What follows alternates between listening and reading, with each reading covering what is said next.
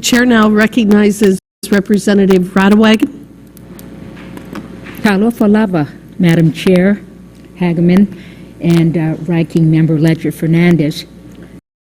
Thank you for this hearing, which comes just as we're waiting to see if the administration finally signs and sends to Congress the COFA renewal agreements. So I wish to begin my time with seeking unanimous consent to enter into the record President David Panuelo's letter that has been mentioned throughout the testimony. Congress will exercise its oversight and approval process of these agreements over the next year, and I hope we're not penny wise and pound foolish in funding them ASAP to counter Chinese influence in the Pacific. Protecting our national interests in American Samoa and the Pacific region has been among my main reasons for being in Congress, and this moment has been a long time coming. I especially want to echo Ms. Pascal's comments on moving away from maritime domain awareness to maritime domain enforcement, which is why I've long been an advocate for additional Coast Guard assets to be present in the South Pacific. One example of how we change and manage U.S. engagement in the Pacific relates to the strategic, economic, and commercial issue of protecting American fisheries industry and rights in the region, particularly our tuna industry.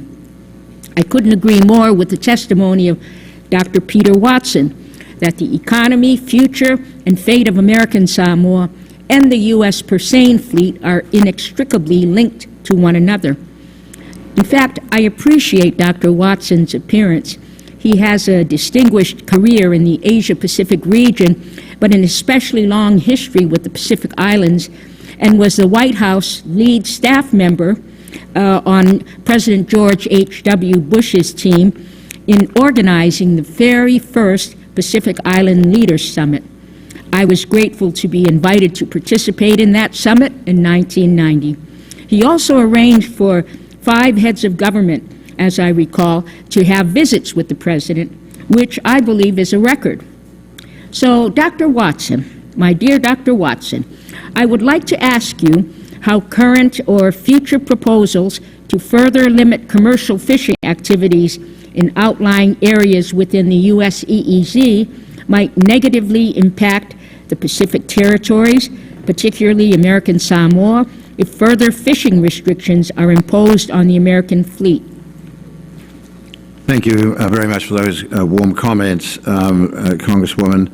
I'm very concerned about the degradation of the U.S. tuna fishing capabilities, and as it particularly affects American Samoa.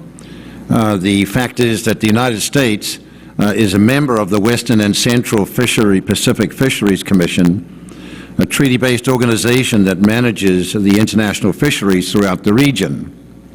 The WCPFC conservation measure for tropical tunas establishes a limit for the United States purseine fleet of 1,270 fishing days on the high seas and a separate limit of 558 days for the U.S. Economic Exclusive Zone, or EEZ. Now, historically, the United States has informed the WCPFC that it will implement these 2 limits as a single combined limit of 1,828 fishing days, which can be fished by the fleet either on the high seas in the U.S. EEZ. With most of the EEZ, however, closed for fishing, most of this effort has been fished on the high seas. Because some of the WCPFC members have complained about this, NOAA has got weak need and is proposing to split the single combined limit into 2 separate limits. I'm sure all can see the irony in the government saying, we're going to take your 558 days and no longer allow them to be fished on the high seas, but only in the U.S. EEZ. And, oh, by the way, we're closing the remaining waters of the U.S. EEZ. Sorry. This is unacceptable.